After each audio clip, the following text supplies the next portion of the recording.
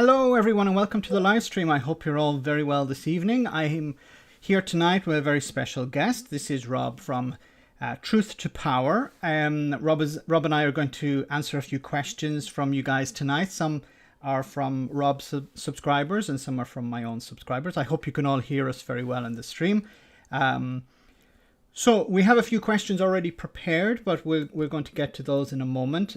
First, I'd like maybe to get Rob to introduce himself, tell us a little bit about the channel. Guys, tonight, excuse me, like many evenings when we have a guest on, we're going to have some super chats. You're fully welcome to send us a super chat, and we'll try and get to those as many of them as possible. We already have a super chat from Valerio. That's wonderful. So I'll jump to that in a moment.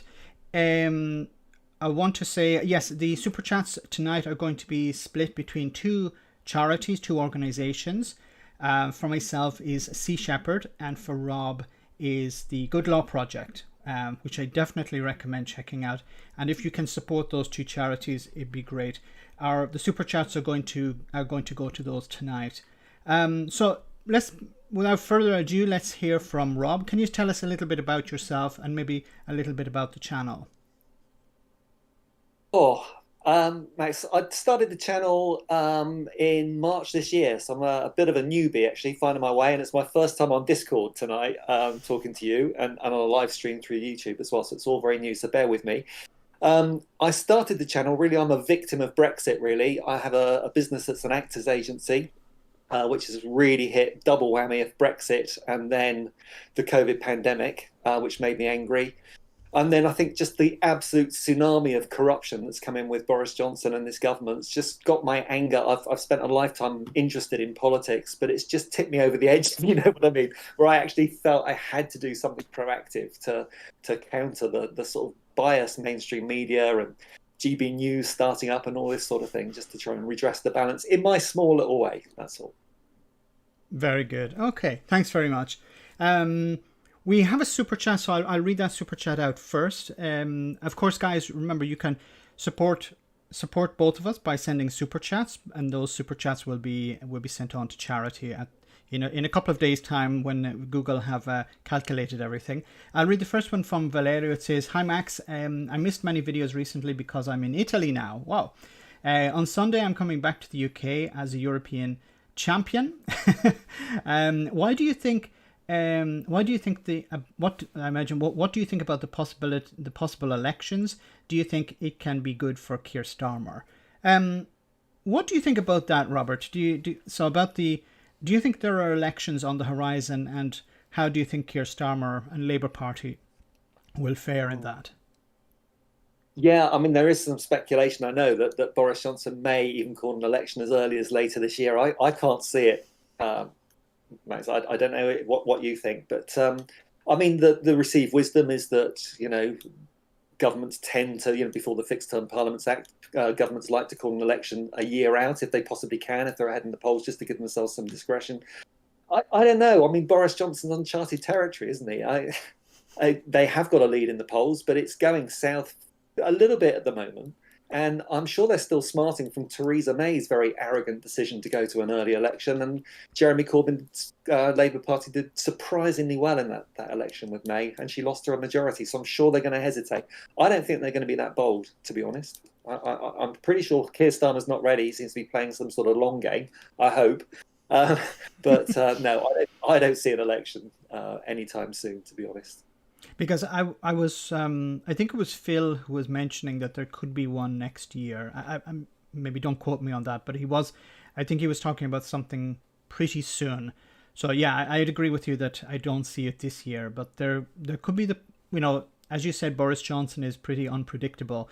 So there is I would say there's a possibility maybe for next year, but then it depends on the pandemic. It depends on the rollout of the vaccine, if there are any more problems, because I was watching a video recently I think it was in Israel, where they rolled out the vaccine pretty early. Back in January, they had a huge number of people vaccinated, and now they're starting to see how can I say it, more and more infections also with people who have received the vaccine, which is extremely concerning because of I don't know, because it's the as a result of the Delta variant. But we don't know how that's going to fare. But yeah, I would agree that it's not going to happen probably this year, but it's more likely maybe next year or the year after. But as you said, it depends on Boris Johnson, and it depends on the polling. Because I've always said that if the Tories will hold on to Boris Johnson as long as he doesn't pull on the party. Yeah. Okay, all right. Let's move to some questions that were prepared. So I'll read the first one. This is from Reagan Elite. Reagan, thanks for this question. It says here, YouGov polls and or any polls for that matter are not 100% accurate, but they have been signs, and this is a bit like the question we've already answered. There have been signs that some of the public appear to be turning on the British government lately. While we're still a long way from a general election, do you have hope that people will turn their votes away from the Tories over the after 10 years in power? So do you see the public turning on the Tories anytime soon, Rob? I'm getting more optimistic, Max, to be honest. I've done a video for tomorrow, actually, I'm going to publish in the morning, about this. It's like this, I call it a tsunami of corruption, but there's just been so many breaking stories lately. We had the Ewan Ferguson thing where he was appointed to the Advisory Committee on Standards in Public Life, the Bullingdon Club pal of Johnson. We had that one breaking, I think, about 3 weeks ago. And then we've had the all-party parliamentary groups at the moment where all these Tory grifters are taking a salary from people in the very industries that the parliamentary groups are actually looking at. So we have all that scandal coming. It's just been one after the other. We've then got this so-called secret advisory group that the £250,000 donors are paying for monthly access to the Chancellor and the Prime Minister, which you go back 7-8 years, Peter Cruddas, now Lord Cruddas, actually resigned because of the cash for access scandal. And we're seeing a repeat of that now. But whereas back 7 years ago under John Major, that was a sackable offence, now the public are going, what's dead cat, whatever it might be. People just aren't focused. This has been my biggest puzzle, is why people aren't as angry as me about corruption. But you can't help but look at that John Major government, who won by a landslide until Tony Blair came along. But after a very similar series of corruption scandals, Tony Blair won a landslide out of nowhere. And, I'm just hoping that could be the case here. So, yeah, I am optimistic. As long as that election doesn't happen for another year or two, yeah, I think it can be done. You're optimistic. I'm a bit pessimistic because there have been a number of occasions where I thought, okay, this is going to sink Boris Johnson. This is going to sink the Tories. Yeah. And it didn't. Yeah. Like the one, what was it?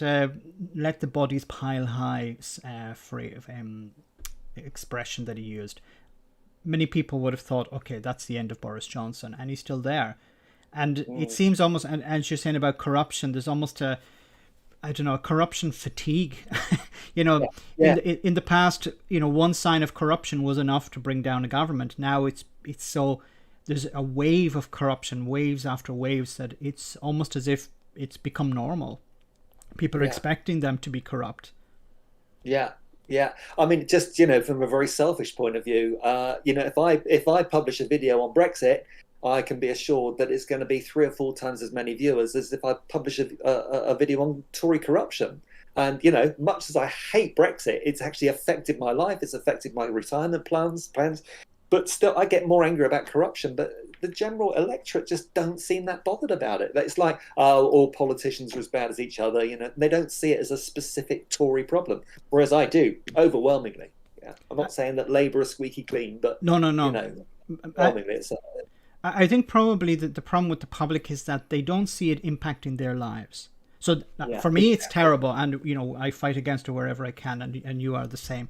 But I think for the ordinary people on the street, they're like, well, it doesn't affect my life. I still have, I still have to get up at 6 in the morning, take the tube to work, and pay my taxes and make sure my kids are ready for school or whatever.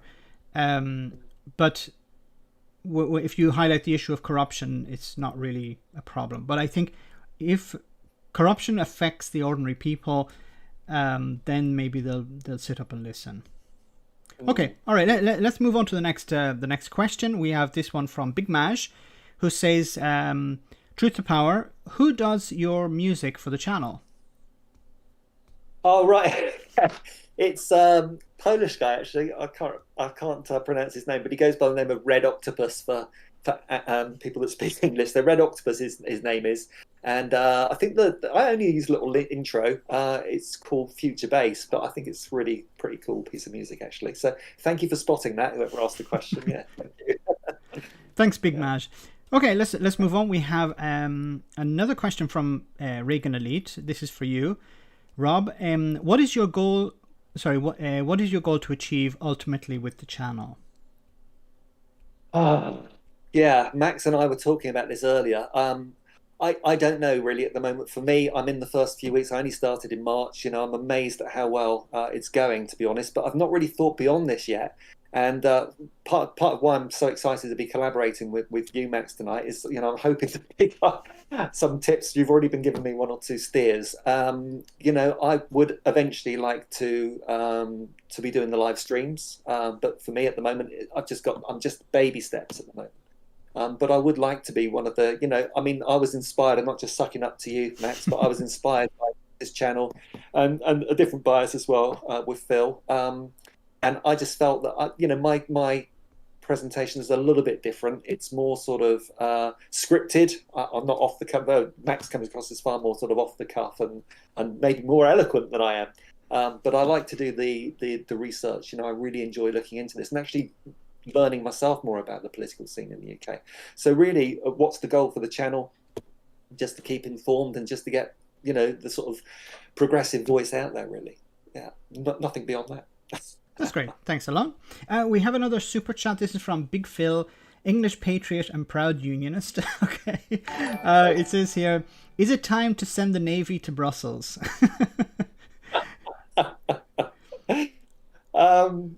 Yeah, I'm not sure what the Navy would do in Brussels, but exactly. How they get there, really. But, yeah. Yeah. I guess this question's alluding to the fact that the sort of right-wing media is setting the EU up as the enemy at the moment. It's like they're trying to create this. We all hear about the Tories trying to create this culture war, but there's also this creation of what they're trying to make the EU the enemy. All this fine talk of our friends in Europe. We know it's said through sort of gritted teeth. And unfortunately, people do start talking about, the Navy in this example or whatever. It's sort of the militaristic language that seems to be creeping in. I find deeply upsetting. I've worked a lot in Europe in my life and many, many friends in continental Europe. I find it deeply upsetting because I consider myself an English patriot, but I'm also a European.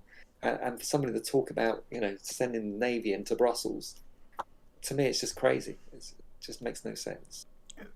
Is it, in your opinion, an imperial mentality? The idea of we're going to resurrect the empire or something like that. Now that we've left the European Union, they were holding us back. Now we're going to be able to return to the imperial days. Yeah, it seems to be like that. And that stance seems to bear no relation to the reality of 21st century Earth. Britain, if you look at any map, it's a tiny little speck off the coast of Europe. We're not this big maritime power that we used to be. We're, standing alone in this new world makes us very vulnerable, I would think. We already see, without wanting to get into that, but the amount of foreign interference in our elections and without the support of being in that bigger community, I think we're, especially with the current government, we're in a danger of becoming Russia's plaything. The amount of Russian money that's swirling around things like the advisory group and things like this. Like, also for me, it's something and some people disagree with me on this, but I believe Europe is worse off without Britain. I think Britain, in a way, was extremely critical of how the European Union was progressing, the direction it wanted to go in. But I think it was also it was a voice, was it the European human rights? Oh, I forget. The European Convention on Human Rights was written by Britain. Yes, it was. Yeah. So I think we have lost a huge deal. We've lost a lot by losing Britain. And of course, both of us talk about how Britain has lost out, but also Europe has lost out a great deal. And that's one of the reasons I hope in the future that Britain will return. Yeah. I mean, I'm picking up on that, Max, as well. It's horrible today. I think it was the Daily Express or the Daily Fail, one of the two, talking today, gloating about what the EU has lost through losing Britain. As though, well, hey, look what we've managed to stick those nasty foreigners with. It's just a horrible mentality. It's horrible. Okay, thanks for that super chat. Let's move on. This is for both of us. What are your thoughts on on the UBI being trialed in Wales, and what would you like to see from it? So yeah. I don't know if you're an advocate for UBI. I find it really, really exciting. I have to say, I'm not an expert, but I followed Andrew Yang, who was one of the Democratic candidates, beaten by Joe Biden, and I found Andrew Yang absolutely fascinating. I followed his campaign. The trial in Wales. I mean, it's amazing how many people in the Senate they've managed to get signed up to it. I think almost half of the sitting Senate MPs have backed UBI. I've got this feeling, and I might be being idealistic again. I probably won't live to see it, but I think there will come a day when we'll look back and think, there was a time when UBI didn't exist. I just think history is going that way. I think with the machination and automation of jobs, it just makes sense. And the amount of, you can look at, a number of people times the UBI that's going to be handed out. It's a massive sum, but you think about a lot of that money is going to be spent. It's going to people that spend a huge margin of their income. So a lot of it's going to go back to the government in VAT and various taxes here, there, and everywhere. And a lot of those people will choose to maybe, people are worried they're going to give up work. Yeah, sure. If they've got a crap gig economy job, they may well choose to retrain somewhere and take UBI while they're retraining to get a better job. Because at the moment, those gig economy workers, they're being subsidised by the government all the time. And the savings are massive in moving people to UBI, where at the moment we're just paying subsidies to these rogue employers, employing people through the gig economy, underpaying them. And the in-work poverty in this country is just horrendous. And the amount of in-work benefits that are being paid is just ridiculous. We are subsidising employers. I'd much rather see that money go to some sort of UBI incarnation, personally. What do you think? Yeah, no, I agree. We're on the same page there. I see it as something that liberates people, and we tend to think about we exist to punch in hours at work, and it shouldn't be like that. We should be using work, to as a benefit for ourselves, but not living to work. But working, working to live. I confuse the two, but I'm a huge advocate for UBI, and I was following Andrew Yang as well, like yourself, during the elections, and there is a hope maybe in the future that he has another chance, but the only problem I've seen with UBI is that it hasn't been rolled out correctly, and the examples used are either the sums are too small, or it's for a very limited amount of time. So I'm really looking forward to the results we get from the Welsh trial. And but as you said, we need to move in that direction. Jobs are starting to dry up. We're seeing not just manual work disappearing, but also so-called how can I say white collar work as well. Like I remember seeing an example of a software that checks errors in legal documents, and they had a qualified lawyer do the same work, and the software completed the work 5 times faster than the professional lawyer could. So even people who we would not expect to be outsourced to software technology are being outsourced. So we need to have a fallback. We need to have some alternative to that. Okay, cool. We could talk about UBI all night, but we'll have to move on. The next is for both of us. Maybe I don't want to get poor Rob to be answering the questions on his own all the time for the first time. This one is for both of us. So if you could replace, this is a difficult question. If you could replace Boris Johnson as Prime Minister with any other politician, who would it be and why? So The next question is a bit more difficult, but this one is difficult. Of course, I would say at the moment, Keir Starmer, as Prime Minister, I think Keir Starmer would do an infinitely better job. I think my cat could do an infinitely better job than Boris Johnson. But it would have to be Keir Starmer, because why not? Boris Johnson has set the bar so low. He set the bar so low that we admire Theresa May. We admire, in a sense, not completely, but David Cameron, John Major, as you said before, someone who's held with in high esteem at the moment. Rob, who would you see as a worthy replacement of Boris Johnson? Yeah, well, I agree. Keir Starmer, anything you talk about with the Labour Party, you either seem to have to be a Starmerite or a Corbynite. And I have to say, I'm not a fan of either of them. My politics are probably closer to Jeremy Corbyn than they are to Keir Starmer. But, Jeremy Corbyn was my MP for a while. I know the guy fairly well. Great guy, lovely MP, not a leader. Keir Starmer, I'm just disappointed with him, how much he's gone along with this government. Maybe he is playing the long game. I hope he is. But the jury's still out on him for sure.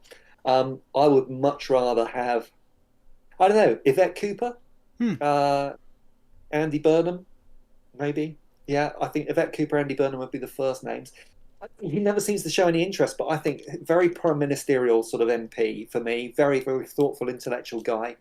Hilary Benn. I don't know. Rather like him. But Hilary Benn is a really good candidate.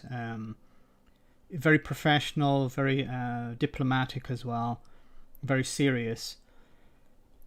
Caroline Lucas, where do you stand on her? Yeah, I would see Caroline Lucas as a good prime minister. Who would you, in the Labour Party, who would you not like to see, or who would you avoid if possible? Well, when Keir Starmer was elected, I flipped between the Labour Party and the Green Party as a member. I'm homeless at the moment. I left, but I voted like Graham Hughes. Lisa Nandy, I voted for. I've been very disappointed with her over Brexit, where she's basically saying, embrace it and all the rest of it. She's just gone down so far in my estimation.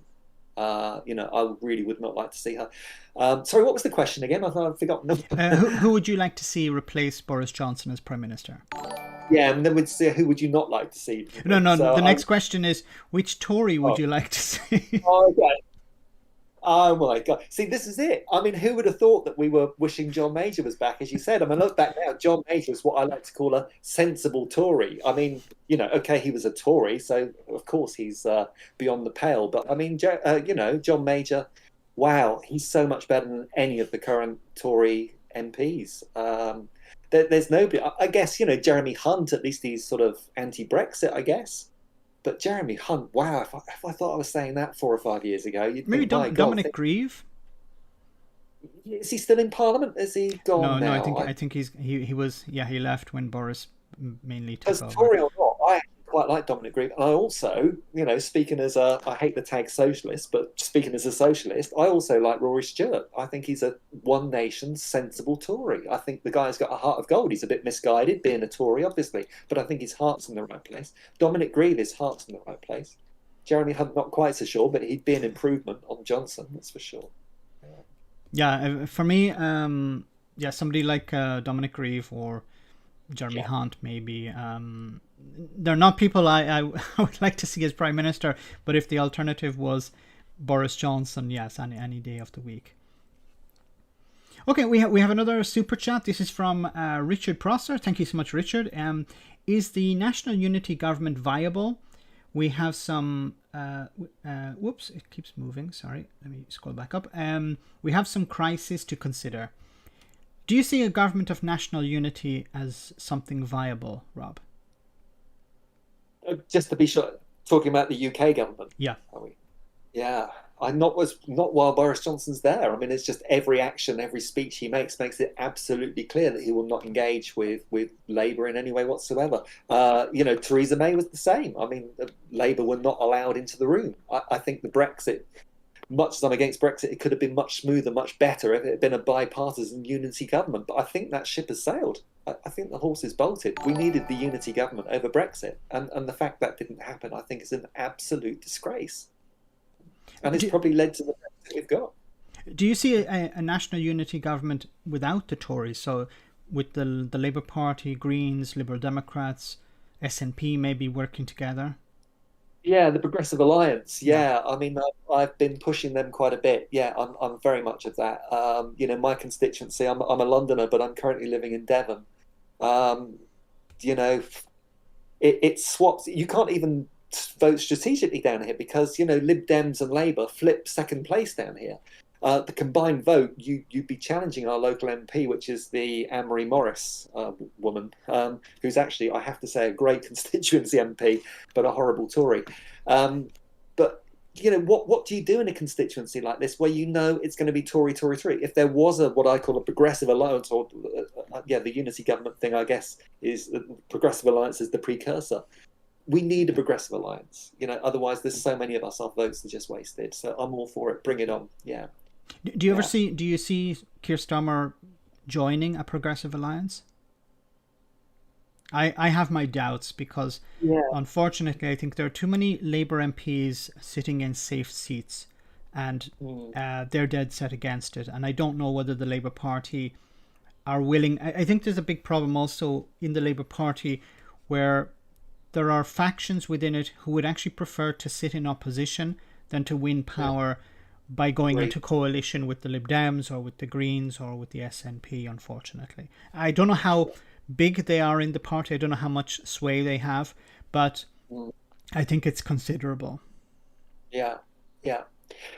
I think the other thing, Max, is the Progressive Alliance. Is this, you mentioned them last quite rightly, and I could hear the hesitation in your voice. But of course, the Scottish Nationalists, yes, they are, I think, overall a progressive party, although not fully. But one is a unionist party, Labour and Lib Dems to a certain extent, and the Scottish national agenda is just so different. So although you could put them both under a broad progressive umbrella, I cannot see the SNP and Labour ever coming to an agreement over Scottish seats. It's just not going to happen, is it? I don't think. Okay, well, we'll see. We'll see how that unfolds. I don't mean to dwell on this question, but it's the Monty Python People's Popular Front of Judea and the Popular Judean People's Front. Left in the UK is just so split. You've got one mainstream right-wing party. Okay, the Reform Party's trying to muscle in, but it's the Tories. And then you look at the left-wing vote, it's just split. And the whole first-past-the-post system works in favour of the Tories. Sure, to a certain extent, it works in favour of Labour, but it works overall for the right, not for the left. And it needs to change. How we change that can only be through some sort of progressive alliance. Yeah, I think if you look at the Tories, their first objective is to win power. Then it is to implement policy. And I think the problem we have on the left is that there are too many people who say, we need to implement this policy and that will help us win power. No, you have to focus on power first and then deal with the policies that you want to implement. I think we have it backwards. Yeah, and I think Boris Johnson is the embodiment of what you've just said. Is that I think there's a lot of the Parliamentary Tory party that can't stand what Boris Johnson actually stands for. But at the moment, he's winning them votes, although a lot of us hate him. There's a lot of people out there that love him. And at the moment, the lovers outnumber the haters. So they'll back him, not because they like his policies, but because it gives them power. So, yeah, I totally agree with you. And he's an embodiment of how the right wing just do this so much better than we do on the left. Okay, we have another super chat from Nicola. It says, I've always thought England is a right-wing country. You're suggesting only right-wing candidates when Tories have murdered people. Why? No, we weren't suggesting a Tory candidate. That was a question we had received. Sorry about that, Nicola. I don't know if you heard it from before. We were asked a question from Discord. I should have clarified about who would be better than Boris Johnson within the Conservative Party. So we're definitely not suggesting these people as Prime Minister. Just within the Conservative Party, the selection is extremely light. I hope that clarified that. So we're not advocating for the Conservatives here. We have another super chat. A lot of them are flying in. I hope I didn't miss any. Jonathan has a question. Says, United Ireland, how long before this takes off as a serious argument? So maybe I'll answer this first, and then Rob, if you want to contradict me or agree with me or whatever. So for me, let me lay the cards on the table. I'm a supporter of United Ireland, but I wouldn't go so far as saying that it needs to be implemented, because I think it's also important to consider the unionist community in Northern Ireland. These are people who don't want a United Ireland to come about, and I don't want something forced upon them. I would prefer that they came along based on arguments that are sound. That because I recently, well, not recently, it was about a year and a half ago, I spoke to some in person. I met some unionist people in Northern Ireland, and a lot of them were unsure about a United Ireland because they were, will I still be British or whatever? But at the end of the day, they cared more about, look, will my kids have a school to go to? Will I have a job? Will I be able to put money, put food on the table? These were more important issues than the political aspect. And I think that's really the majority feeling in Northern Ireland. But when it comes to a United Ireland, I would prefer to see a United Ireland. I think it would be something beneficial to all people on the island of Ireland going forward.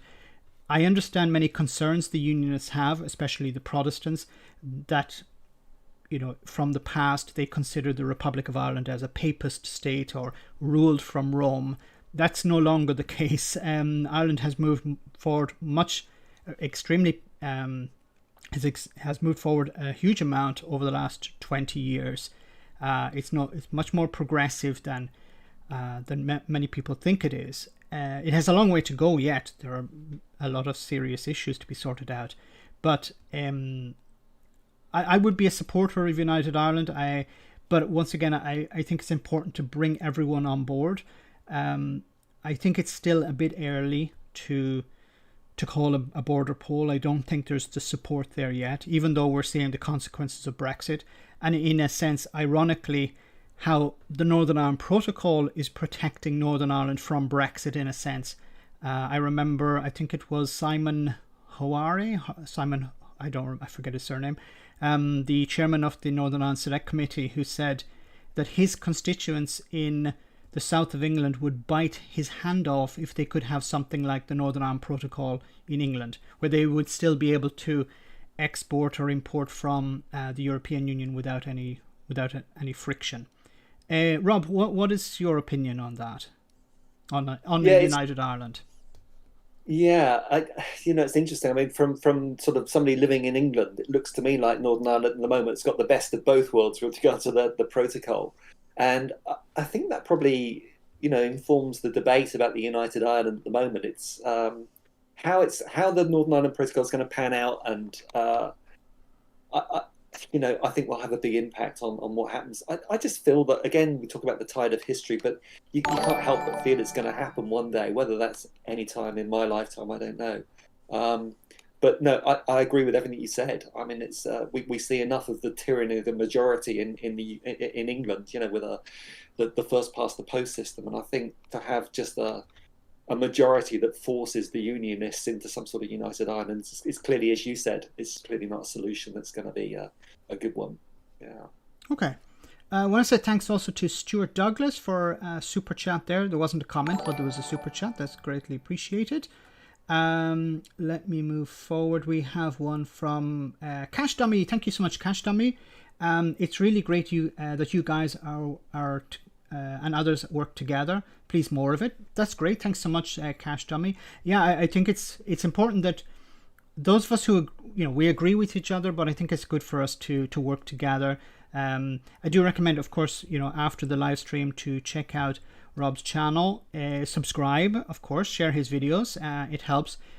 But I've done live streams with Bowler Hat Man, with Phil, of course, Big Maj, and a number of other YouTubers. So I think it's good for us to touch base from time to time and discuss what's happening. And hopefully we can plant a few seeds. Look, I know we're as I spoke to Rob earlier, we are sort of preaching to the converted here, but I think it is important that when you guys share the videos online, on social media, on Facebook, on Twitter, or wherever, that you guys agree with us, but maybe some of the people who are going to view the videos don't, and we may be able to change a few minds.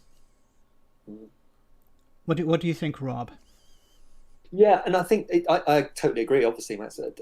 I think the other thing is that I take this on board, that we are maybe preaching to the converted, but let's not take the converted for granted. I think we all need a bit of a pep talk. I mean, I watch your videos and then they inspire me and they keep me motivated. I mean, I said I'm a bit of an angry old man, perhaps, but it just keeps that fire going. To watch your channel and others like it.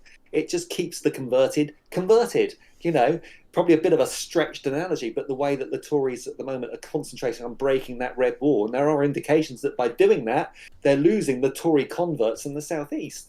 So let's be careful not to do that. Let's keep the converted, and just keep this feed going that counteracts hopefully some of this mainstream right-wing stuff that we're all subjected to every day.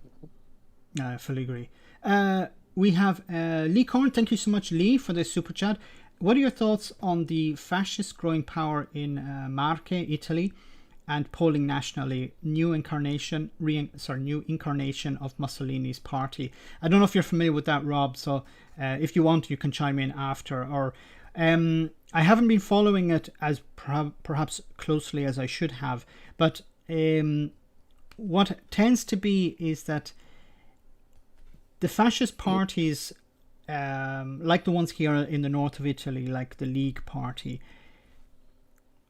are more a conservative party. So on the national stage, they appear as a fascist party. And there is a fascist party, a literal fascist party in the Italian Parliament, which is headed by, I think it's still headed by the granddaughter, I think it is, of Mussolini himself. Anyway, she has very right-wing, of course, extreme views on issues like immigration and how can I say, on the culture war as well.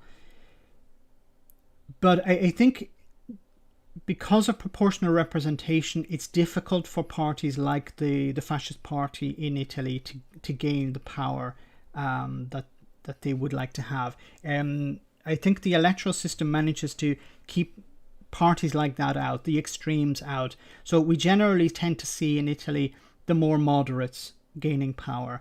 There have been a few exceptions, of course, but generally we've seen governments that are centre-left or centre-right. Far right or far left governments generally don't get into power. Now, some of them will join coalitions, but as we've normally seen in the past as well, coalitions tend to water down the extreme. They're given a few positions in government, maybe Minister for Transportation or something like that, which it doesn't put them in a very powerful position. But it, of course, there is the other aspect of that. If you have extremists within government, some of that extremism does filter through to the mainstream. At the moment, I'm not extremely concerned. The Italian government, because of the rollout of the vaccine, is reasonably popular at the moment. Things are going quite well. That wasn't really the case at the beginning of the year, because we were still waiting for the vaccine. But I think at the moment I'm not so concerned about the fascist party in Italy. I know it's a strange thing to say. I'm not worried about the fascists in Italy, but at the moment I think they are in a weak position. Do you have anything to say about that, Rob? Really, to be honest, no. Outside Okay. my field. Yeah. I should actually do a bit more on European politics, but I need to do a bit more study. So we have another question, another super chat from Alan, and it's John Bercow. John Bercow as Labour leader, popular figure. What do you think, Rob? I can't help it. I really like him. I think he's just another guy. The heart's in the right place. Not sure about his politics. He's either on the right of the Labour Party or the left of the Tories. I'm not sure, but yeah, I think his heart's in the right place. I think he's a parliamentarian. Much like Tony Benn used to be, and I think he's all for upholding the constitution. He's all for upholding the power of Parliament, and that's what made him so unpopular amongst the Tories, is he was actually holding them to account. Unlike Mr. Hoyle. But yeah, no, John Bercow, thumbs up from me. Yeah, for sure. How do you feel? Yeah, I agree 100%. I'm a huge fan of John. I think it was a sad day when he left as as Speaker of the House of Commons. The replacement can in no way fill his shoes. My only concern about John as leader of the Labour Party is not so much John himself, but I think it's the Labour Party need to be careful about picking people who are just popular. I think a big problem for the Labour Party is they don't have a vision. They need some vision that they can associate with the party. So when voters think of the Labour Party, they automatically think of the NHS or jobs or education or workers or something. And even if you replace Keir Starmer with somebody more popular like John Bercow or Andy Burnham, you're still not going to have that vision. And I think just having a figure at the top who's popular isn't enough. If you look at the Tories, they had Brexit as the vision. The public voted for Boris Johnson, yes, in part because of his, and I hate to say this, charisma, but they voted for him because of his charisma, but also because of Brexit. They associated, I'm voting for this Tory to get Brexit done back in 2019. And the Labour Party don't seem to stand for anything at the moment. And I think they really need to put their heads together and say, okay, what is the vision of the party? Fighting for the working class, fighting for workers, fighting for the poor, fighting for something. Because if people come out and vote, I remember a video with I did a response to it with Lisa Nandy, as you were talking about earlier. I was frustrated because they were asking her what do you want to do what is the vision? Not, they didn't say the word vision, but they said what does the Labour Party stand for? And she was like, we're not the Tories, but we'll support the Tories when they do something right. And I was it was that people don't vote for you because you're Tory light. People don't vote for you because you'll help the government out if they do the right thing. You need to say, this is what we stand for. At least, the Liberal Democrats, we associate them with, rejoining the European Union or pro-European. Or that's my impression. I don't know, others may have a different opinion. But they stand for, the SNP stand for Scottish independence. The Green Party stand on the issue of the environment. A socialist party will stand on socialism, on democratic socialism. These parties stand for something, and unfortunately I think the Labour Party are all over the place. Yeah, I mean, still the big issue of our time is Brexit, and we know where the Tories stand on Brexit, we know where the Lib Dems stand on Brexit, but I'm hard pushed to say where Labour stand on it. Yeah, and we're 4 years afterwards, I still don't really know. Was it 4 years, 5 years? Yeah, but crazy.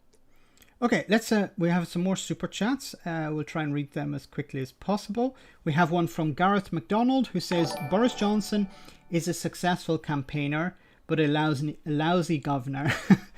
As for a question of Irish reunification, if Sinn Féin managed to outdo the DUP at the Northern Ireland Assembly elections, then it's inevitable, in my opinion. What you could potentially have in Ireland. So next year there is the election, the Assembly elections in Northern Ireland, and there's a strong possibility that the DUP, who are the biggest party in Northern Ireland at the moment, will become the second biggest party, and Sinn Féin will replace them.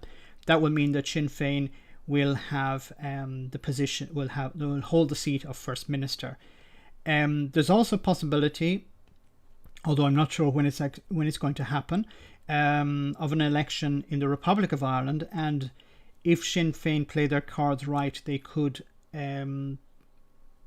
either win a majority, which I think is not so likely, but they could at least form a government.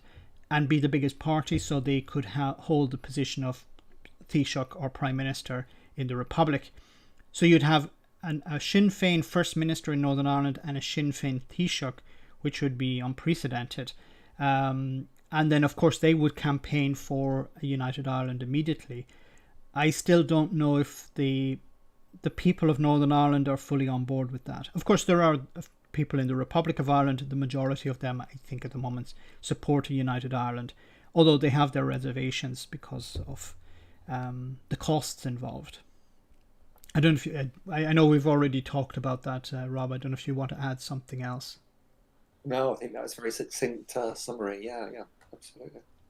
Okay, I hope I haven't missed any super chats. I'll try and hit as many as possible. We have one from Thon Thon, who says you could talk how to discuss and deal with Brexiteers and Brexit voters.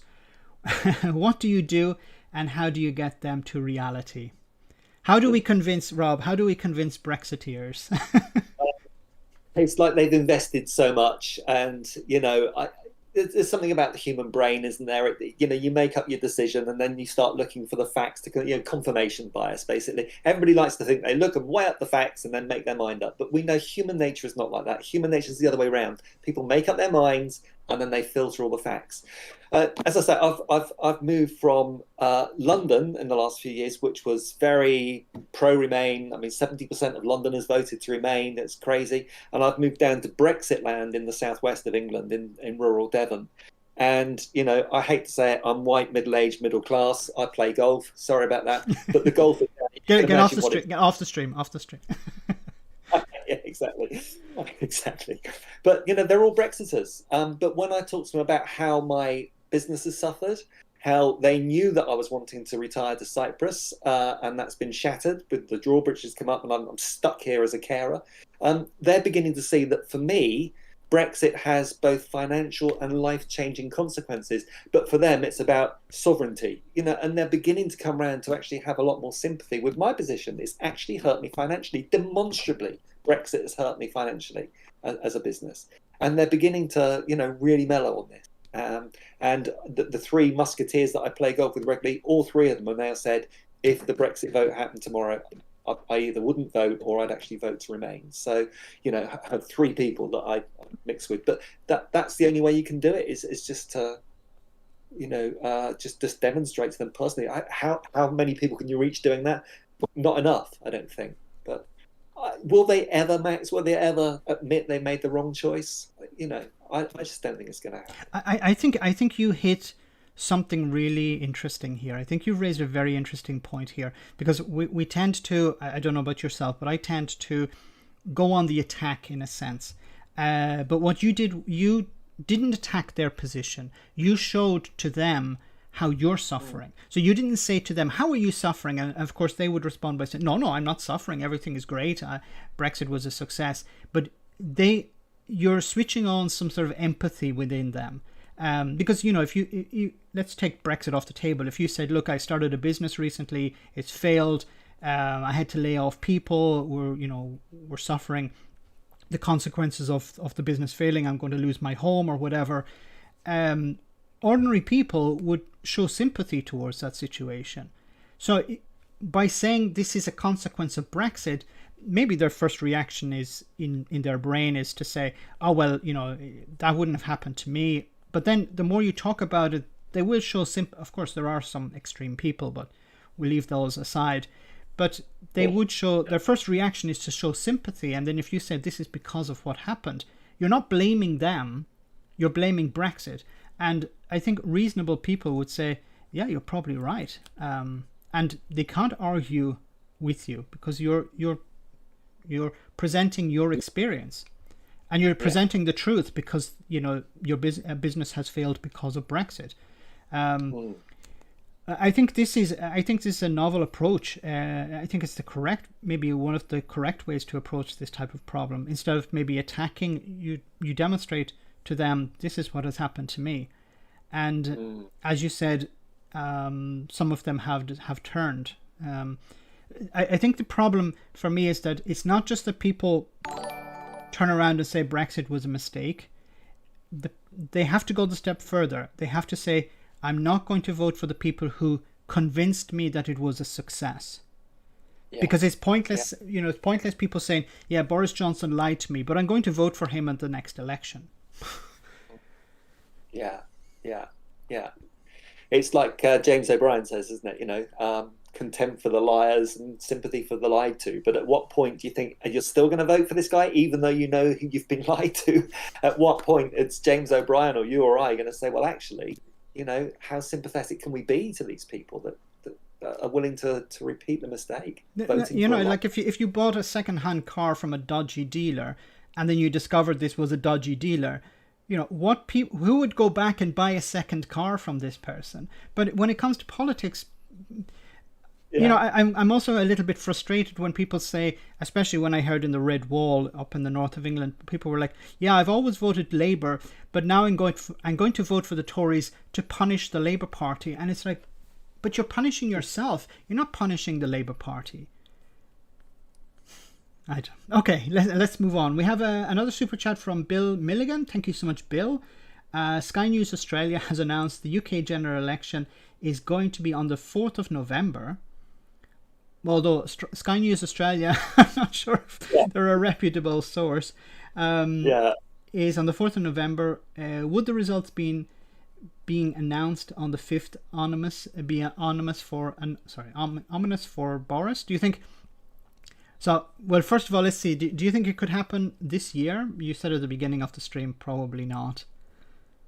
No, I think at the moment Boris is still enjoying himself too much. But he'll give it another year at least, probably more like 2 or even 3. But yeah, so Sky News Australia, you lost me there at that point. Because haven't they lost? They've been given a strike by YouTube, haven't they? Exactly, yes, for promoting questionable information, questionable things on their channel. Okay, we have another super chat from Low Fat. Thank you so much, Low Fat. How can any government be considered legitimate if they can openly lie and ignore rules and regulations without penalty? The party in power is not interested in good faith governance or compliance. How can we respond to a party or a government that treats Parliament with contempt and ignores rules and regulations? I know. Well, I mean, there is so much in Britain, which is an unwritten part of the Constitution. And you get something very immoral or amoral like Boris Johnson, they're just going to walk all over the implied Constitution. There's nothing written there. There's nothing to stop somebody amoral doing that. So it's not really a solution for today, but we do need a written Constitution, I would say, in the UK.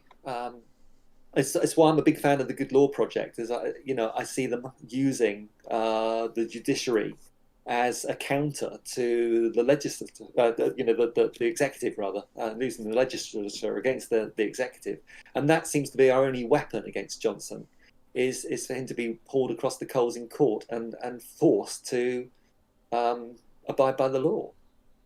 But all they do is they throw taxpayers' funds. They spend your money and my money on defending the cases that are brought against them by people like the Good Law Project and the nurse whose name I can't remember. Sorry, the doctor that's currently taking the government to court over NHS PPE supplies. But it's that, I think that is the only way to go. That's why I'm such a big supporter of the Good Law Project. Is it's them and people like them that will hold this government to account. It seems to be the only defence. But longer term, written constitution, I think, is the way to go. Yeah, at least it's something you can point to and say, look, they have broken this rule, and then the Supreme Court or whoever can step in and say the government is over, whatever. Yeah. Okay, we have another super chat from Nicholas, who says, would the blue wall be hit harder if Labour did a better job on social media? So maybe I'll answer that question first, and then Rob, you can chime in. Or would you prefer to go first, Rob? Carry on. Okay. No, it's something that came up with when I was talking to Phil, and it was also on our Road to Return discussion as well. The problem I've seen with the Labour Party is they don't have a social media platform. They don't have a social media apparatus. For example, one of the this live stream tonight, we're on 509 viewers. Okay, just to give you a perspective, Keir Starmer did a live stream some months ago, and there were 54 people viewing it. 54. We have almost 10 times the viewership, and I'm not a famous figure. I don't think Rob is a famous figure, but we have 10 times as more. Of course, our format is different, but the leader of the opposition had 54. Now, the Chancellor of the Exchequer also did a live stream last week, and I think at one stage it was 17 people viewing it. Oh. I almost felt like jumping on and saying, "Look, Rishi, do you want me to give you a hand? Get some people on board." But the Labour Party, I think, if you look at Phil, if you look at other YouTubers, the Labour Party should be tapping into that. Having maybe a live stream, have Lisa Nandy or Andy Burnham or someone from the Labour every week doing a live stream, for example, just listening to members of the public, letting them ask questions. Have it moderated if necessary, but reach out to people. I think the problem with the Labour Party is that if you go to their channel, I think they upload a video once a week or once every 2 weeks. It's normally something very curated or something. It's more a presentation than an actual discussion or an opinion on something. I really think that the Labour Party could benefit from perhaps someone like Phil or myself. I don't want to blow my own trumpet here, but someone definitely like Phil who asks difficult questions, interview maybe a politician, talks about issues that are important for people, covers these things, but on a daily basis, on a regular basis, not something that pops up once a month. I'm a real advocate for this type of platform like YouTube or other social media tools. I think politicians underuse it. Now, definitely on the Labour side, the Conservatives, I'm not so sure, but definitely the Labour Party are underusing these tools. What do you think about that, Rob? Yeah, it seems to be. Yeah, the Tories seem to be much more up with it, definitely. You talk about either of the major parties on social media and you immediately think of those Tory, do you remember the Tory trick, was it last year or the year before, pretending to be a fact-checking organisation? Yes. Tory Central Office. So, nasty little Tory tricks like that, but they get it, they seem to have a much better grip and a much better focus on it. But to be fair to Labour, I mean, if you look at the comparison in terms of the financial backing now, social media, it does help to have the backing of money to be able to place your ads and pay for them, the good placings and the Twitter feeds and what have you. And, the Tory party outguns Labour many times over. So I think, to be fair, you have to take that into account. But I do agree, they don't seem to be at all switched on to social media. I can't remember seeing anything from the Labour Party now I think about it on my Twitter feed, really. I can't remember seeing anything. The Tories I see. But, yeah. Let's move on. I think we have another super chat. Let me see. You ever invited anybody from Labour on to a live stream? Yeah, I have. I tried to get. See, the problem I have is I have tried to invite some politicians on, and I've actually today sent an invite to a politician from the Liberal Democrats. But I understand that if politicians don't want to speak to someone like me, because I'm a bit beyond the pale, perhaps. I think it's not because of my views, but because maybe they don't take it seriously. They think it's maybe a bit of a joke. But I would love to speak to a politician, but I would understand if they don't want to do this thing, because in a way they're not in control of what I'm going to say. So I could send them the questions and say these are the questions I'm going to ask, but I think they would prefer to be more in control of the narrative, and it could be extremely embarrassing for them. So if I left it open to super chats or whatever, somebody could ask a very embarrassing question, and that politician would be put in a very difficult spot. So I'd understand them not wanting to do that. It'd be different if we sat down and had an interview and I said, these are the questions I'm going to ask, and I'm not going to edit it, or I'm not going to. So I think there's a lot of things that happen behind the scenes. But I understand if they wouldn't want to do that. But I would love to see someone else like yourself or Phil, sit down with a politician and ask them some questions. Would you be up for that if you had the chance? About it, yeah, I've had guests on my show, and it works really well. I've not thought of, well, I have thought of that in doing it. It's still early days for me, but yeah, I think it will be something I'll do. Maybe even ask a local Labour or Lib Dem person on the show. Yeah, we'll see. Yeah, I think as long as you tell them, look, I'm not going to edit it to make you look bad, or I'll send you a copy of it before I upload it so that you can check it. I think just to maintain their trust, because I think for many politicians, they'll come on if there's some sort of benefit for them. So maybe at the moment, someone like myself, there isn't really a benefit for a politician to come on, unless they are, like a councillor or someone like that. But an MP, I really don't see them coming on my channel because there's no real benefit for them. It's not that I'm going to ask difficult questions. It's just that they could be put in a difficult spot. Yeah. Okay. We have another super chat from Richard. Thank you so much, Richard. It says, Rob, you should tell your story on your channel, please. I wish my donations to go to the Good Law Project. Thank you very much. You should tell your story on your channel. I'm not sure if Richard means tell us your story now, or maybe he means that you should make a video about your story, like how you lost your business and how Brexit has impacted you. Well, yeah, recently, I mean, it's something, if people do want to go on the channel and have a look, we did a video. I interviewed what they call a casting director. Is that a phrase you're aware of? Yeah. A casting director who casts actors at the English Theatre of Hamburg, who's a friend of mine. I've worked with him for many years. I've had a lot of my actor clients working at the English Theatre of Hamburg. Brexit just put an end to it, but also made him redundant.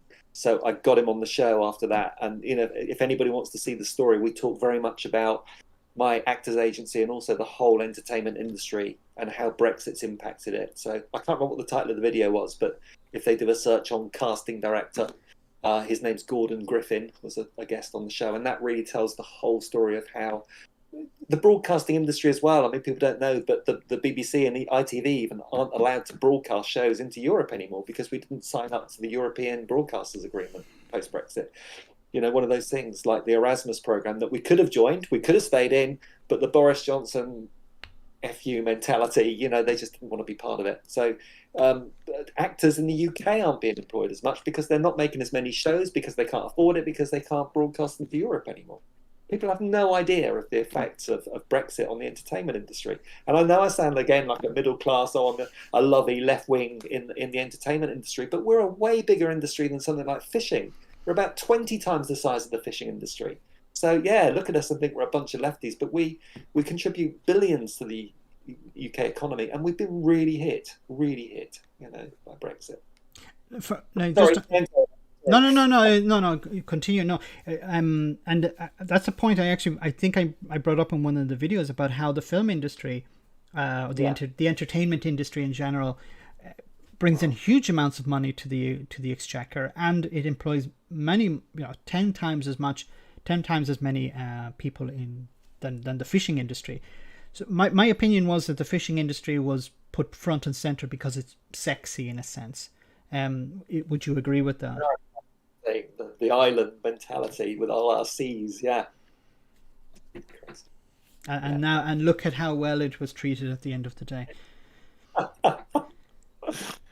Let's move on. We have a question or a statement. It was a discussion point from John Rutter, who says, after some consideration, may I submit this to you and Max, and all for discussion. The Guardian says EU citizens may apply to stay in Britain facing threat of deportation. So I was actually I brought this up in one of the videos I uploaded a couple of days ago about how so what's happened is many people who have applied for settled status in the UK, in Britain, have put in their application before the 30th of June. They have received a receipt for their application, and then a few days ago, a lot of them received notifications that they were going to be deported. Now, the British government had told them before the 30th of June, anyone who has a receipt of an application their rights will be maintained while their settled status is being processed. But some people, it seems, especially older people and more vulnerable people, who maybe are not tech savvy, maybe not able to access the tools that they need to check, what their rights are, have either been deported or are likely to be deported. And I think this is part of the goals within maybe the Home Office. We need to deport X number of people. So let's try and find the easiest, the most vulnerable, the ones who can't defend themselves. We have these EU citizens who have no real protection. Get rid of them. Yeah, that sounds like it's straight out the Priti Patel playbook, doesn't it? It's just hateful, but it's a vote winner for them. That's their electorate. They love it, absolutely love it. And it goes back to what we were talking about earlier about setting the EU up as the enemy. We're deporting these foreigners. It's the militaristic thing almost. We're shipping out the enemy. It's depressing. What can I say? It's so sad in a way how Britain went from the Olympics in 2012 to just in a short number of years to I don't know, see, what was it, that movie, Children of Men? I don't know if you've seen that movie. Yes, absolutely, yeah. Oh dear. Sarah Wilson has a super chat for us. It's in Danish kroner. Thank you very much for that. Well, maybe I'm in the echo chamber, but I like a different bias, Phil, and you. So keep up the good work and love from Denmark. Thank you so much, Sarah. Thank you so much for that super chat. Very kind of you. Well, it's a huge number as well. I don't know how much it is in Danish kroner converted to euro or pounds, but it looks huge. Thanks so much for that. Whoops, I missed another one. We have Cahill sent a €5. A great win for Meath ladies. Very good. So is it the Camogie, I think. Or is it something else? I'm not sure. It was in the Olympics. They won, the Meath ladies won some. My problem now is I've been so far away from Ireland for so long that I don't really follow much of what's happening in Ireland, unfortunately. We have another super chat from Nicola. Thank you so much, Nicola. Stop subverting free speech on your channel, please. Not very good look. I'm not sure what that's about. Maybe it's you, Rob. Are you subverting free speech? Yeah. Well, we get accused when we sort of fight against Brexit and Ramonas. We're told that we're enemies of democracy. These people don't seem to understand that democracy is all about having the right to protest, and they just don't get it. They think it's the tyranny of the majority is democracy. They just don't understand. Thanks for the super chat, Nicola. But I don't see how we're subverting free speech. I think both of us welcome debate and discussion. I've actually reached out to some Brexiteers on Twitter saying, look, if you'd like to come on to Discord and we can have a discussion. That's something I would actually like to do. It's not a debate. I don't even want to debate them. I just want to have a chat with them, have a conversation about what motivated them to vote for Brexit. Okay, it could be somebody trolling. But what motivated them to vote for Brexit? Did they know the consequences? Are the consequences important to them? Because I tend to find that when you speak with a lot of them and you scratch the surface enough, it tends to be immigration is the core reason for voting to leave. They will start off with saying we want to take back control of our money and our laws or whatever, but once you dig away enough, if you start scratching away enough, you eventually come to the point of immigration. We don't want all these foreigners here, basically. Would you agree? Because I know there are the Jacob Rees-Moggs or whatever who would, it's the disaster capitalism aspect of Brexit. I don't think Jacob Rees-Mogg voted or campaigned for Brexit to keep foreigners out so much. I don't think it was really his motivation. But when I speak to some Brexiteers, if you spend enough time with them, you eventually get to the point, yes, it's about immigration.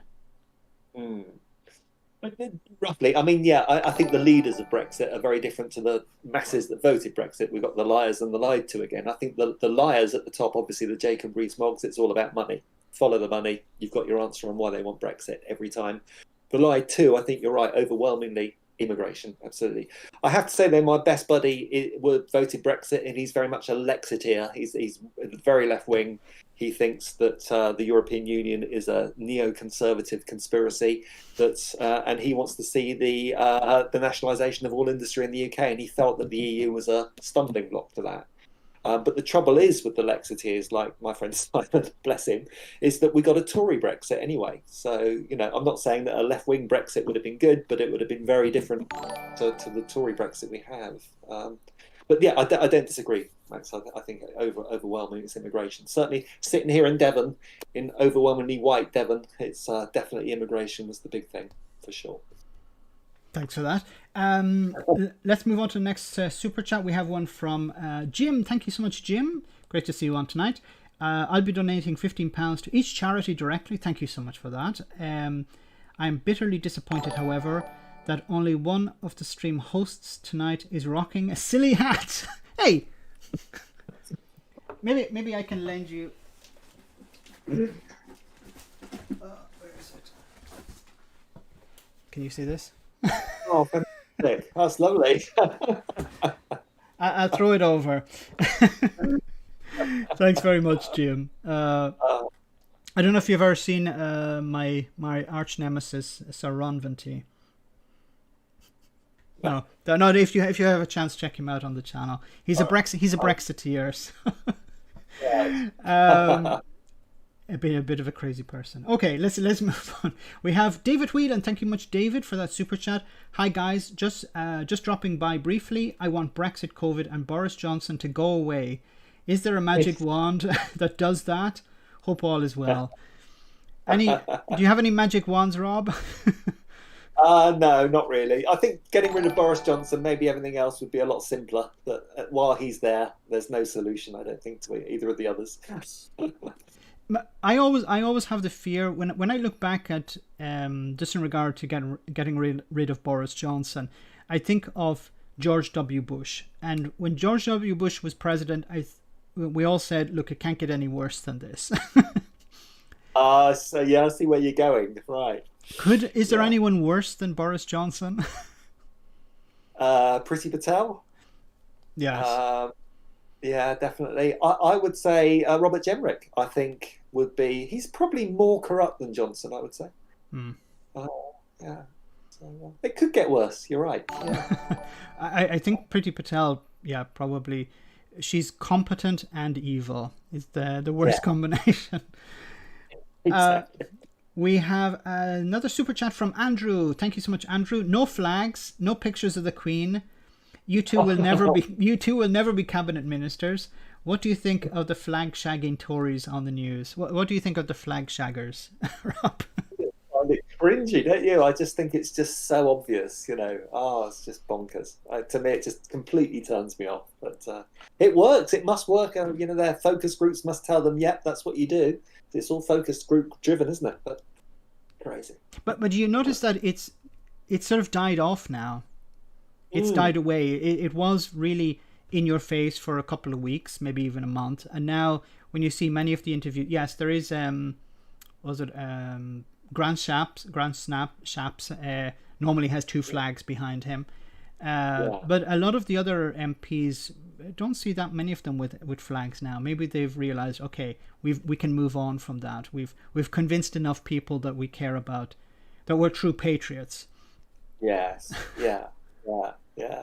And at the same time, there was you must fly a Union Jack from all public buildings as well. I don't know what happened to that. I haven't noticed many Union Jacks on public buildings. But that was the big thing. We're getting so many super chats tonight. We have another one from Ton Thon, who says, the foreigners are your people. they came from your very own Commonwealth. You went out of your way to get them. Don't say you don't know them. Yeah, so if you... I always found it funny how many Brexiteers were saying, yeah, we voted to keep, people from Pakistan and India and Bangladesh and Syria and out of Britain because we're voting to leave the European Union to keep these people out. And of course not with Syria, but some of the other countries I mentioned were part of the empire, part of the Commonwealth. Yeah. Some of them were were invited to come to Britain during the 1950s to rebuild the country. Yeah, absolutely. Yeah. And this points-based immigration system that the Pritzker is implementing will see far more people of a browner hue coming in. And I do wonder what the Brexiteers are going to make of this. I mean, it's not what they voted for, I suspect. This isn't the Brexit I voted for.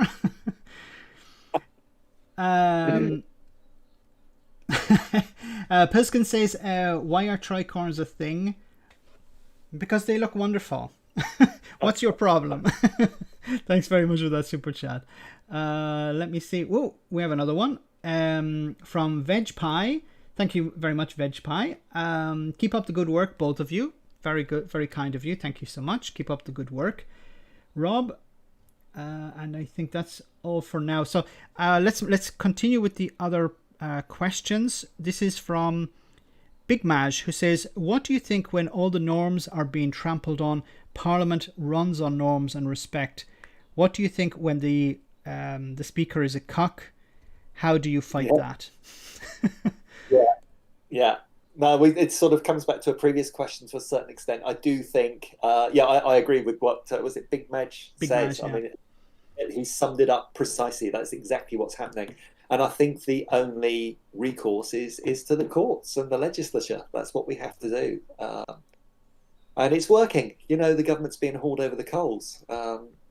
So that's my only hope. Again, I'm hearing myself sounding so optimistic, but check we need a balance. I'm the pessimistic one. You're the optimistic one. That should balance. It should be the courts. What do you think about Don Butler, who stood up in the House of Commons and called Boris Johnson a liar? Do you think that's a right approach, or is it just? Sorry, go on. Yeah, I loved what she did. I absolutely loved it, and what a fantastic MP Dawn Butler is. She's wonderful. But eventually, if she does it again, I think the punishment gets, because she was suspended for what was it, a day, 2 days, something like that. Yeah. If she does it again, it becomes a month. If she does it again, it becomes longer. And I don't think too many people can do that, because you're going to lose what's hardly an effective opposition at the moment. It's going to get even weaker. And also, if you are suspended, I think it's for more than 3 months, which I think is after the third offence, it automatically triggers the right of your constituents to start a petition to deselect you. And I think we could be seeing a load of by-elections being triggered if too many people go the Dawn Butler route repeatedly. So you could find that, and obviously it would be Labour seats up for grabs. So Labour could only hope to lose; they could never hope to gain if it's Labour MPs that are calling Boris Johnson a liar. So great kudos to Dawn Butler, but don't do it too often, Dawn. You'll be triggering a by-election. Simple as that. Just on that, I mean, have you seen the Peter Stavanovich video with all the lies and things like that? That's just crazy. But that's a lovely piece of work as well that I very much admire. Yes. Yeah. But good. But it's a case of, if you lie in Parliament, you don't get punished. But if you say that somebody lies in Parliament, you do get punished. It's so ridiculous. I almost felt like what a member of Parliament should do is stand up and say, Boris Johnson is not a liar, and then ask the Speaker, do I need to correct the record? And they say, why? Because I lied. Because I misled Parliament. Boris, how would the Speaker react to that? Because if you mislead Parliament, then you're supposed to correct the record. So if you say Boris Johnson tells the truth, is not a liar, then you'd have to correct the record. But I think it would fly over too many people's heads. Pilskin says nothing against the noble tricorn, just curious of the history. I actually don't know the history of the tricorn hat. I must look into it, actually. I really don't understand why there are three sides. We need our resident historian to find out for us. Okay, let's move on to the next question. Is the UK sliding towards fascism? This is from Conservator. If yes, what can be done to ward against it? Rob, how do we stop the UK slide? Or is it, in your opinion, sliding towards fascism, or are you more optimistic? Yeah, I mean, there's how do you define fascism? But there are fascistic tendencies of this government for sure. I mean, I've seen some checklists banded around on social media, and how many of those checklists are checked off. But I mean, some of them are stuff that we've been talking about tonight, making, trying to create a common enemy, which they're trying to do with the EU. A phrase that I've used probably more than once already tonight, is one of my bugbears, is the tyranny of the majority. The idea that once you've got a 51% majority, everybody else has got to shut up and go away and live in another country or something, that somehow you're anti-democratic. That's fascistic. So there are fascistic tendencies going on right now. I think this is probably the most right-wing government of my life, and I've been on this planet 60 years. I cannot, even Thatcher, at least she had more. I didn't like her morals, but at least she had them. This sort of slide to fascism is an amoral. Thatcher's no such thing as society. Johnson is more like, I want to destroy the society. It's like, let's reshape it for the benefit of the rich. It's almost like, it's not the traditional labour against capital, but it's more like a corporation against individuals. The powerful oligarchs, the highly paid top echelons of the corporations against the rest of us. That's how it feels to me at the moment. And that fascism is this sort of warlike state of always having an enemy. And you see it with Patel particularly, and our new immigration bill and things like that. Yeah, and I think also the factor of the media, how the media play into this, convincing the public always, as you said, there's an enemy. In the 90s, what was it? Single mothers or people on welfare, and then in the 2000s it was the immigrants, and then recently it's the European Union. There's always an enemy, and it's always billionaires telling poor people, look out for the enemy because they're coming to get you. And in this case recently it's been poor people on rubber boats, fleeing tyranny, trying to get a better life for themselves. Those are the people to be afraid of, not the ones who run the media outlets. Yeah, where have you spaffed that £37 billion on Test Track and Trace? Look, a dinghy. Yeah, exactly. It's crazy. Okay, Truth. Rob, we have another question for you from Dano. It says, which ways do you see forward to penetrate the distortion of facts seen in the main British media regarding the consequences of Brexit? For example, the COVID scapegoating and the Brussels plot. So, how do we deal with the lies in the media, or how do we penetrate that distortion? Yeah. Can I first say, Max, thank you, Dano, for all your support from day one for me, by the way, and for introducing me to Max. Thank you very much, Dano. Very much appreciated. It's an issue, isn't it? I mean, the way that the media seems to be stacked against, sensible politicians, the right-wing bias of the sort of mass market tabloids, with the exception of the Daily Mirror, I guess. It's impenetrable. I mean, all these offshore owners with their own agendas.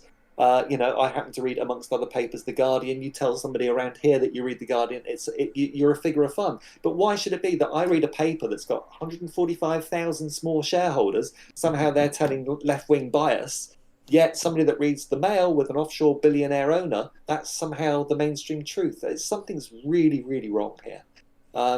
Maybe there should be laws stopping sort of overseas owners controlling the media, but it's never going to happen. I mean, Rupert Murdoch's probably the most powerful figure in British politics today still.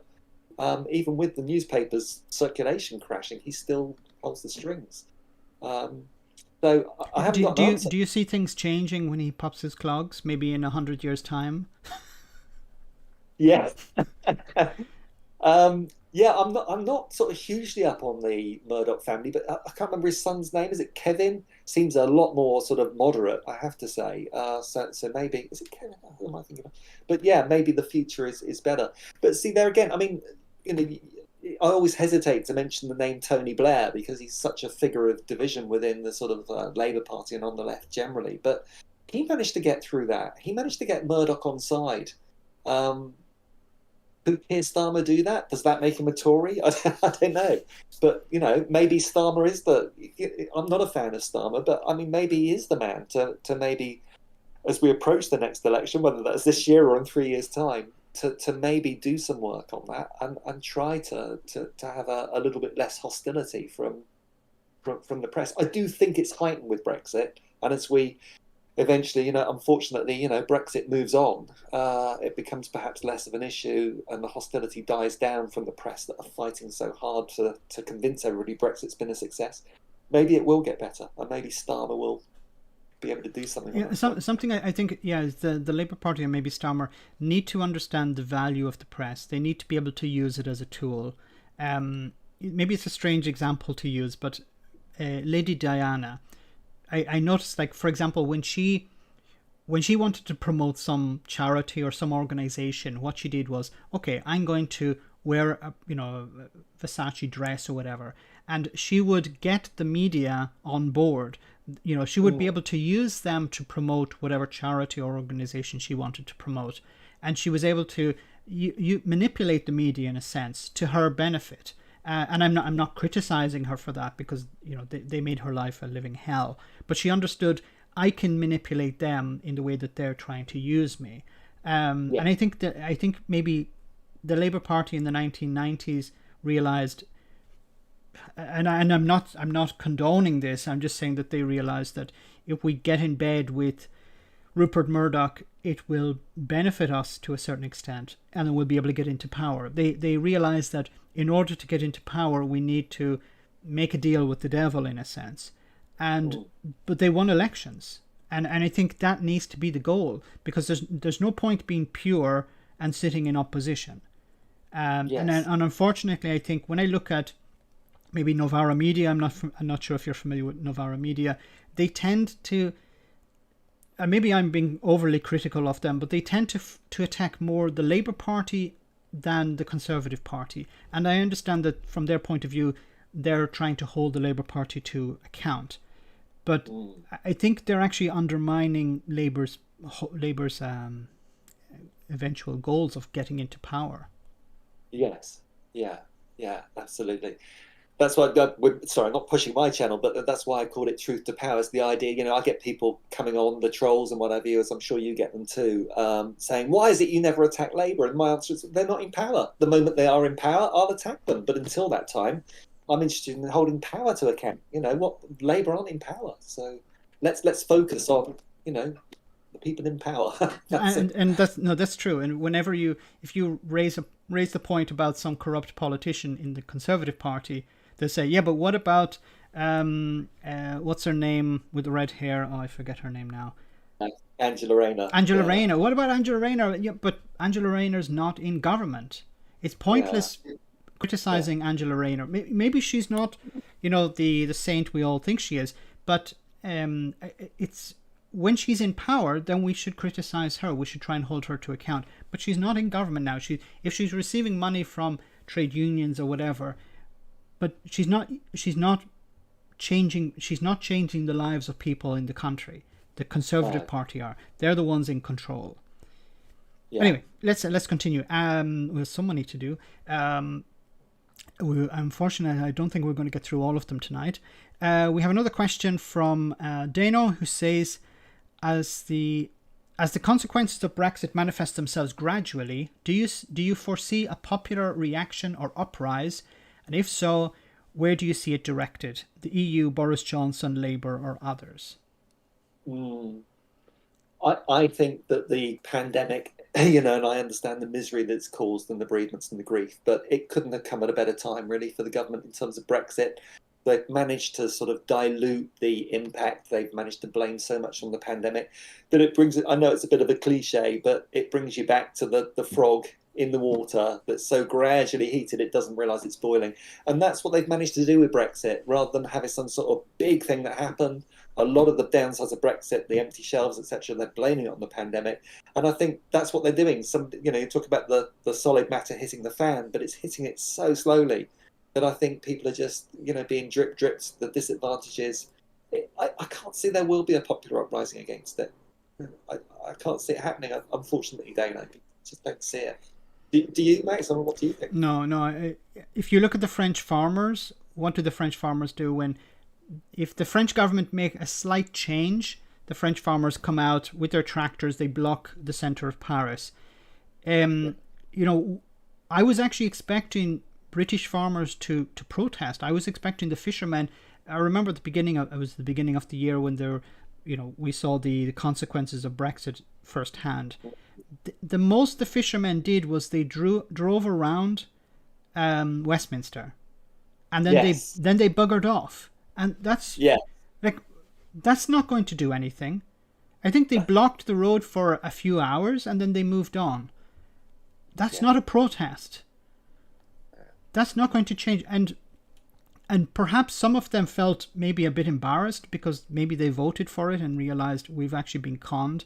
Yeah, I'll go and show my face, but I'm not going to be, I'm not going to fight this, because I don't know if that's a real, if that's a true analysis of it, of what's going through their minds. But I have a feeling many of them said, look, either maybe it was a case of, look, we're not going to be able to do anything, so we'll just go and show our faces, but they weren't really expecting anything to happen. But in a sense, unless you try and do something, then nothing will happen.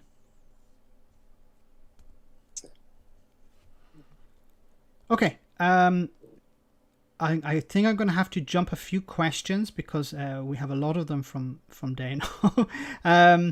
This one is from Kenzie, who says to both of us, when historians look back on the Conservative Party history, which do you think will be more embarrassing for them? The Profumo affair or Brexit? Can I answer first? I think Brexit will be, or maybe Rob has a different opinion, but the Profumo affair is more, I don't like to use the cliche, but sexy maybe. But I think Brexit is going to be something that's, and I hope it's going to weigh over their heads for the foreseeable future. What do you think, Rob?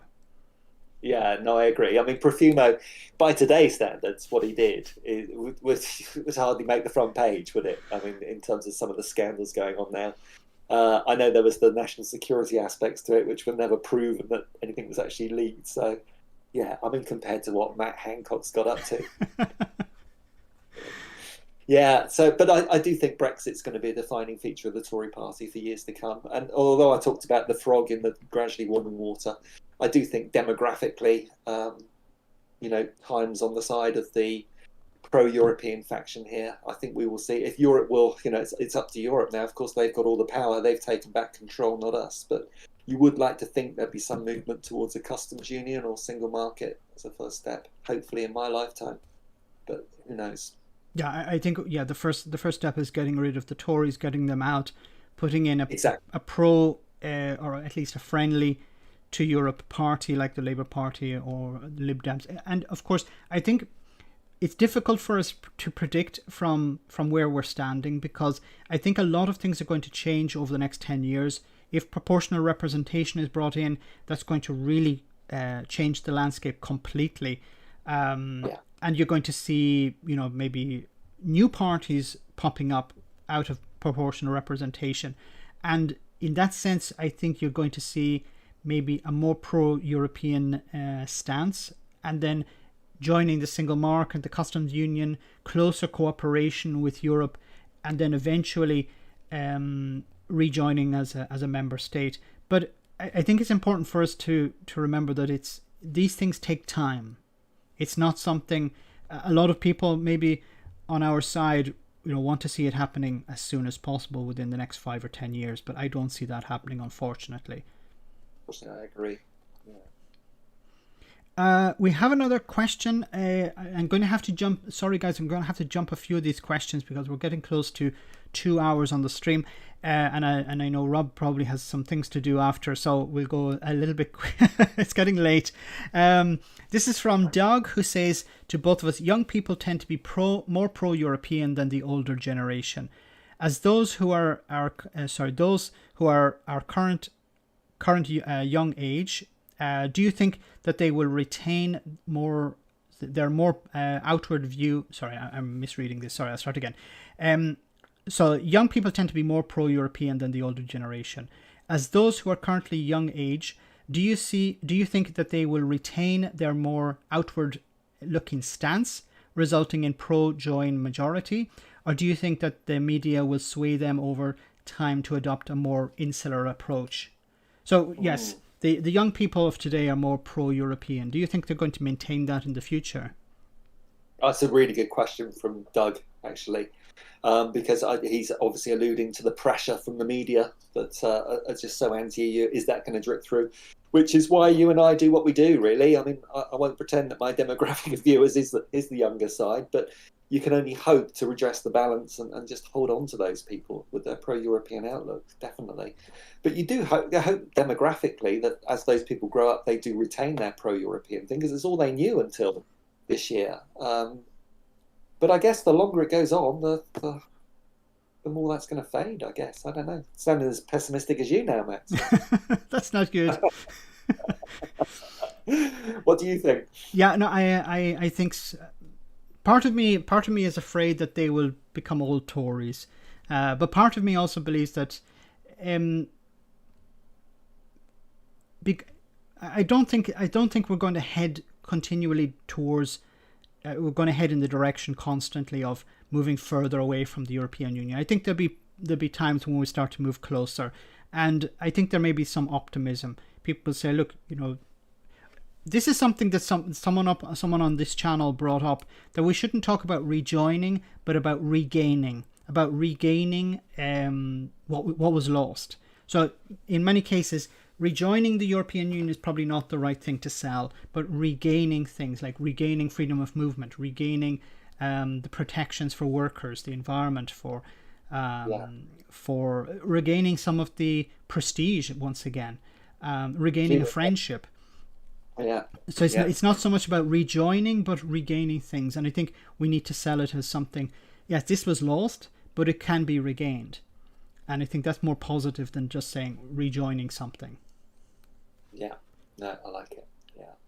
Let's move on. We have a question from your channel. Oh, we have a super chat from Jan. Thank you so much, Jan Williams, €5.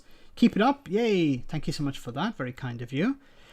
This is from William Patrick Fagan, who says, a mention on UK passport holders travelling to the European Union countries and any difficulties with customs and passport. Also, European Union passport holders travelling to the UK and same problems. So I uploaded a video, I think it was yesterday, where someone on the channel had actually sent me a story of his experience travelling to Norway from the UK. And but this was more, well, it was a mix of Brexit and COVID. But he had his NHS COVID certificate.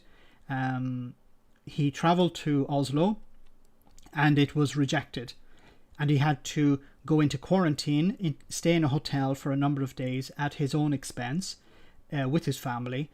But when he had checked the UK government website, they said that the COVID pass, receiving 2 vaccines, was sufficient to travel. Now, other people have said that they haven't experienced this.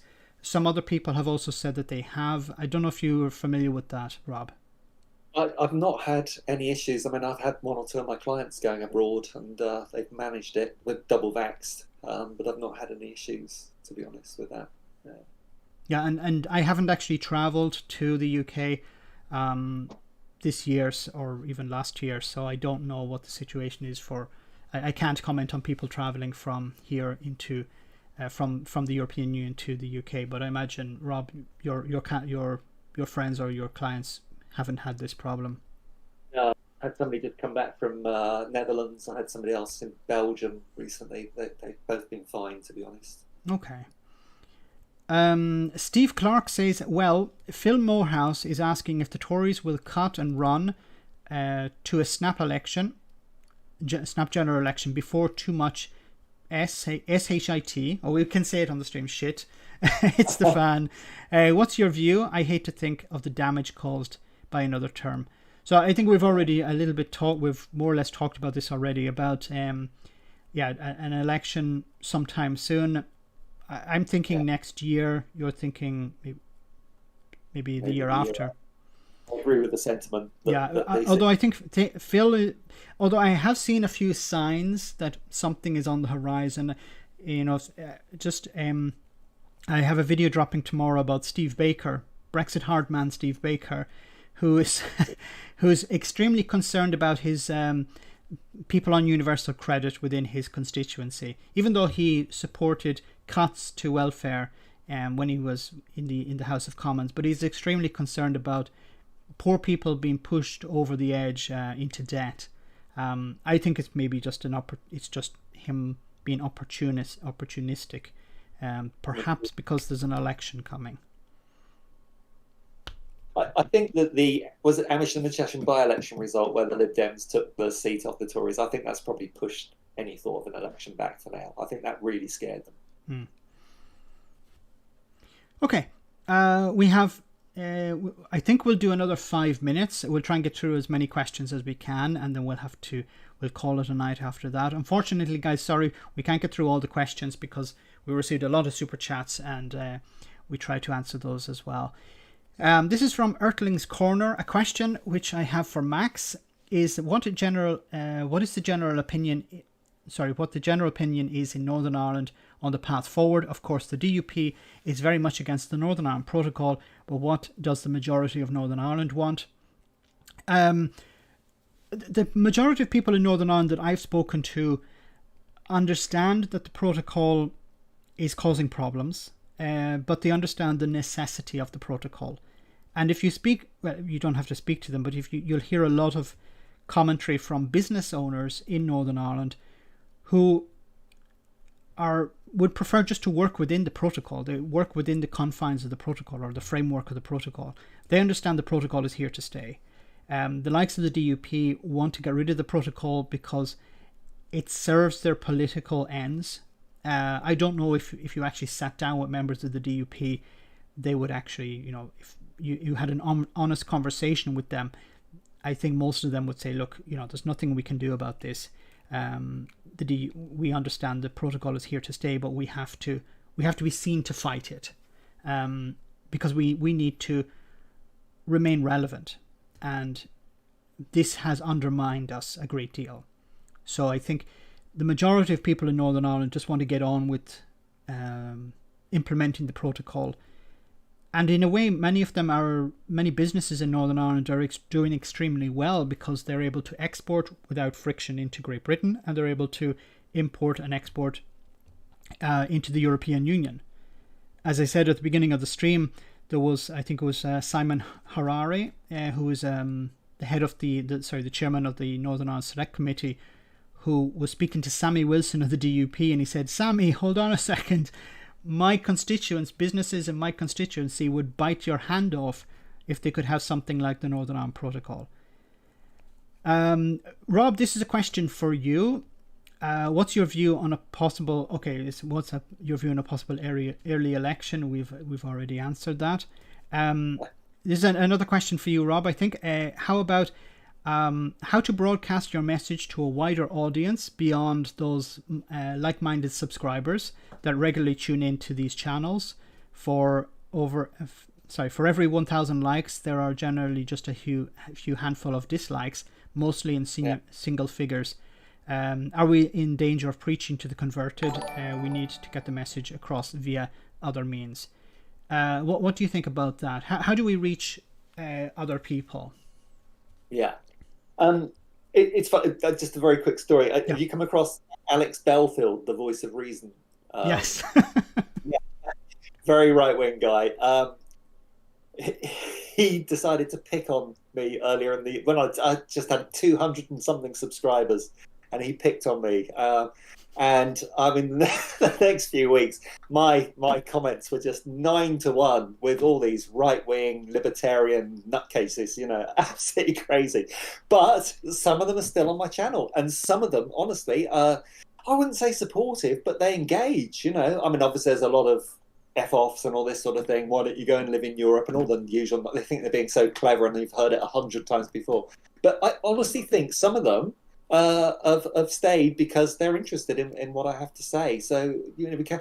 And the only other thing, Max, we talked about this earlier, but I do think it's important to preach to the converted as well. I think we have to keep morale up. We have to keep talking to each other and keep this momentum going against the direction this country's being taken in. It's important that we do this. It's supportive. But how do we get the message out beyond that? I don't know. Just keep plugging away, I think. And you were talking about the ripples that throw out, family members get to see, well, what are you watching there? And perhaps you can influence. It's small steps. There's no big answer. Unless you've got like the financial resources of the Tory party, it becomes a lot easier. Yes. On the social media. I'm hoping maybe we could get invited to some big event, that COVID is near the end. We could get invited to some, return to Europe march or something. That would be a great way. And it'd be great to meet with people who have been supporting us as well. We never know. We'll just do one more question. Sorry guys, I'm going to have to. We're almost at the end anyway. This is from Big Pants. I love these names. Sorry, there was another super chat from Cahill. Great job, Max and Rob. Thank you very much, Cahill. Very kind of you. Big Pants says, can you get Lindsay Hoyle to stop being a drip when Johnson lies or does not answer a question? It's hard to believe he's a Labour MP, isn't it? It really is. But, maybe he wants a seat in the House of Lords. Well, that's right. Unlike Bercow, exactly. Yeah. Oh dear me. No, I think from time to time he doesn't call out Boris Johnson so much, but he does try to stop Boris Johnson when he's on a rant. But it's not really enough. We need. I think I understand that the Speaker is limited in what he can do. He can't say, Prime Minister, you told a lie and you're going to be punished. But I think there could be. I would like to see maybe the leader of the opposition sort of bend the rules of Parliament, try to push the limit a little bit, and see how much pushback he gets from the Speaker of the House. Like, for example, somebody on the chat, and I don't know if this is possible. It'd be interesting to hear from somebody who's an expert in the House of Commons, the rules or whatever. But when Keir Starmer stands up and asks Boris Johnson a question, then Keir Starmer sits down and Boris Johnson answers the question, responds to the question. What Keir Starmer, somebody had said, is Keir Starmer should remain seated when he's called to stand up. And the Speaker would say, Keir Starmer, it's your turn to speak. And Keir Starmer should respond by saying, but the Prime Minister didn't answer the question. And remain seated. And, say, well, I'll ask the next question when he's answered the question. I don't know if it's possible to do that. It's really interesting. But I think there could be some techniques they could use, because we know that Boris Johnson doesn't answer the question. He answers his own question. But, when it's going back and forth like that, you sort of forget these things. You tend to forget these things. And I think it'd be good for Keir Starmer to remain seated. And, I think Keir Starmer needs to do something to get people's attention. It doesn't have to drop F-bombs, but he needs to do something that would get people go, oh, what the hell is going on here? And he is quite effective when he wants to be. I uploaded a video recently where, I was commending him. I was saying he's doing a great job here. Bang, bang, bang, the failures of the government, Brexit, the pandemic, all of these things, reeling them off in a professional way, like a lawyer would do. But I think he needs to come across a bit more human, like lose the rag, lose his temper, maybe even call the Prime Minister by the first name and then get reprimanded. But it shows he comes across as something human, but also that's going to get views on YouTube. Not for myself, but for him, because people are going to go, oh, did you see that video of Keir Starmer? And they'll share it around. That's what you need to do, unfortunately, in this day and age. Yeah, I agree. So, guys, I think we'll end it there. We're over 2 hours in the stream. I want to say a massive thank you to Rob for coming on tonight. It's been a pleasure. Thanks to everyone who wrote the questions. Thanks to the moderators for putting all these questions together for both of us tonight. Unfortunately, we can't get through all of them. I think we would be here all night as well. A massive thank you also to everyone who sent a super chat. Greatly appreciated. We're going to split those up for the two charities we're talking about, Sea Shepherd and the Good Law Project, worthy causes. And I want to say thanks to everyone who came on tonight. I think we're at over 600 viewers. That's wonderful. Much more than Keir Starmer or Rishi Sunak. And I'll see you all of you guys on Friday. Same bat time, same bat channel, 9:30 British summertime. Have a great week, and I'll see you all soon. I'll let Rob, if you want to say anything before we finish. No, it's just been an absolute pleasure, Max. Thank you so much for